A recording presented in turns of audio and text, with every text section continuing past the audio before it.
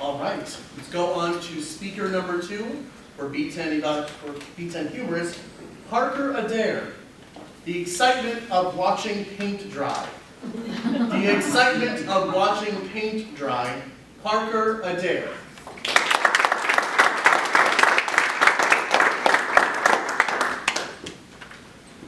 I have the worst apartment. I'm not speaking hyperbolically here. I really have the worst apartment. The day that we moved in, it was pouring rain, and so we moved everything that we could into the garage to at least get it safe and out of the water. The next morning, we found out that the building, the way that the complex was structured, the water funneled down, all of it, from the entire complex, right directly into my garage. But that's okay because my wife frequently got locked in the garage and couldn't undo it. But that wasn't nearly as bad as the time where she got locked out of the garage and had to walk 5 miles to work because she couldn't get her car out. Still not as bad as the day that I came home to go to the bathroom and I was doing the dance, like, I have to go, I gotta go, like the guy in the commercial, I gotta go, and the judge at the end, like, I don't know what you're talking about. And I go to the bathroom and I open the door and, where's my toilet?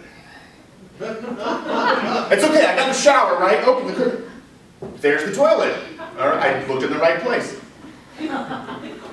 So you can understand the confidence that I had in my apartment complex's ability to do even the smallest things when I saw this on my front door. Hallways in this building are in the process of being painted. The process may take several days. 3 weeks of waiting and no paint. We'd pretty much given up on the project until I came home to see they started. This is wonderful. All right, what a beautiful, beautiful paint job. I don't know what they were doing. And that sat for a week of staring at this and, okay, maybe they're done. It's abstract art, I don't know. But a week later, okay, cool, they started painting again, we're almost done. There's brown. I think they painted over some of the white, and it's cream and beige, and but the next day, okay, we're gonna wrap it up. The next day, just several days. So this is the next day. There's just, I think spray paint is the new thing. I don't know, like orange is the new black, spray paint is the new real paint. But I got a chance to sort of interact with the neighbors because they were beginning to get frustrated with this, and this is my apartment here. You can see there's 3 tall and 2 across to get a kind of deal. Let's give you an artist rendition of the breakdown of what the people are in this apartment, okay? Artist rendition. So this is what the people look. I didn't say it was a good artist. So 1205, that's where I live. Right directly above me is this woman, single mother, and her 11-year-old daughter who does not like her mother and is very vocal about that. And she has this habit of stomping her feet when she doesn't get her way. That's why she has big shoes. Right directly across us in 1206, there is a guy named Rod, that's all I know about him, that he gets packages every day, even Sundays. I don't know how that happens from the mail. I'm not sure what he does, but I didn't really want to ask. Right directly below us is this mother with her 2 children and their little yapping dog. And they also, those boys, like to run around a lot. They're boys, okay? They're like a cyclone going around. And then late at night when the boys are finally asleep, there are parties constantly going on, so there is no rest. And then down below and to the side, I hear these ghostly sounds. Not all the time, but frequently. So that's the apartment building in which I live. And a week later, we began to get new paint. And it began to, I kind of gave up at this point, as did most of the rest of us in our building. But we got a little bit better. As we got to know each other, we grew together.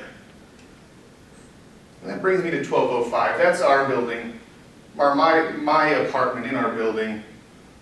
In that apartment, there is a woman who works in a daycare, and she likes to bring things home. And so for a week, she rode shotgun with a dinosaur. And she likes to pick on her husband quite a bit, and her husband is amazing, and he likes to go, and he's in the bathroom when he does have a toilet, and he will work on his speeches, but when he comes out, she decided to surprise him with a dinosaur. But it progressed. The laughter progressed, the painting somewhat progressed. We got nearly to the end, and then I saw this notice.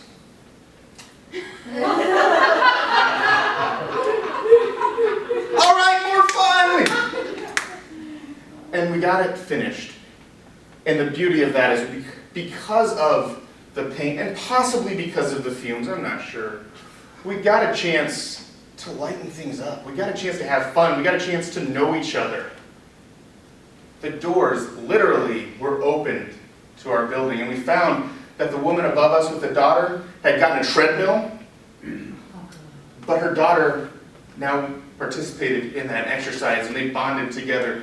The guy across the hall from me, I still don't know what he does, but he's super nice. The gal below us with the two kids, they get to play outside a little bit more. And below and across, those ghostly sounds came from the child who had severe and profound mental disabilities. And those sounds were his happiness. Even the guy across the hall opened up to us. It's not about the painting. It's not about the doing. We get so wrapped up in what we do that we forget to stop and smell the paint dry. And maybe we need to, because that's when life happens. That's the real excitement, is when you pause and say, oh yeah, there are people on this planet. There are people in my building.